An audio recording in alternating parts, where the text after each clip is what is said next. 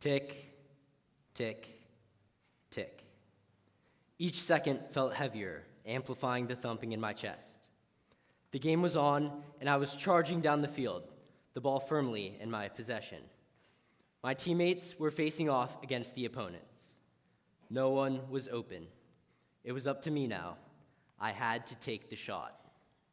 Time! No! We shouted in unison, frustration etched on our faces as we slammed our phones into lunchboxes.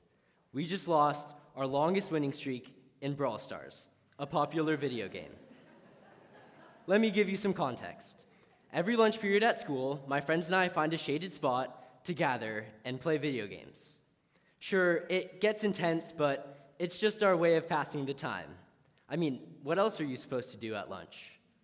We're a nerdy group at our school, known for our D to C social skills, but A to A+ academic and video game skills.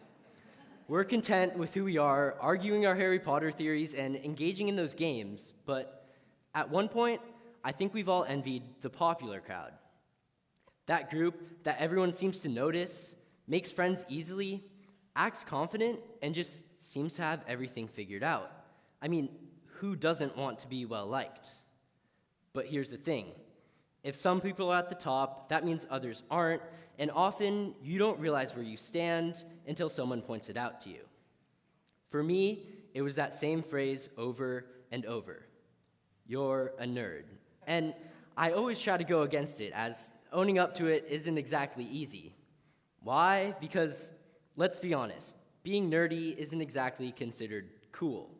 And when you're constantly reminded of that, you start wondering where you really belong. Like most people, I just want to fit in. I'm sure you felt like the odd one out at one point. Maybe you were the only boy or girl in a group project, the only short or tall person on a sports team. Maybe it was picture day and you were the only person who showed up wearing regular clothes. Yikes. Moments like these make us hyper-aware of where we stand, but high school has a broad social spectrum, and I'm here today to tell you why your experience should not revolve around chasing popularity. Together, we can make high school a fulfilling experience for everyone, acknowledging that these crazy fun years of our lives are centered around building connections, regardless of your social status. But let's take a step back and figure out why people want to be popular in the first place. Raise your hand if you've heard the song Cool Kids by EcoSmith. As the catchy chorus goes, I wish that I could be like the cool kids, 'cause all the cool kids, they seem to fit in. The drive to fit in is instinctual. PhD Jeffrey L. Cohen, a Stanford professor of psychology, explains, the desire to belong is a fundamental part of human nature. Just as you have needs for food and water, you also need relationships. So the next time you wish you had something that everyone else does, just blame the wiring of your brain. Stupid brain. Even if you don't realize it, every time you see someone, you subconsciously make judgments about them. When I first walked on stage, each of you formed your own impression of me. How long did it take? A split second, a mere 100 milliseconds. The time it takes to blink. You might have thought, he forgot to iron his shirt today, or should I tell Nate he has something in his teeth? In that same instant, we judge whether or not we belong. So it's perfectly normal to want to be popular in order to fit in. But let's focus on what students should actually prioritize, building connections. But first, there's nothing inherently wrong with being popular. I'm not shaming it. Of course, looking back to my middle school sideswipe haircut, I wouldn't know what it's like. But it's not a bad thing at all. I'm just trying to point out that it's not everything. What's more important are building connections. Dr. Valerie Malholmes of the National Institute of Health explains, we cannot underestimate the power of a relationship in helping to promote well-being. Studies have found that having a variety of social relationships may help reduce stress and heart-related risks. Who here would say they get stressed out sometimes? Now, look around. What if I told you that that lady there, or this gentleman right here, could be an instant stress relief? All you have to do is strike up a conversation with them. It's not about the social status of your friends, but the bonds you share with them. Because without those bonds, reports of loneliness start popping up.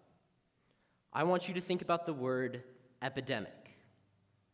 You might have thought of HIV, smallpox, or the yellow fever.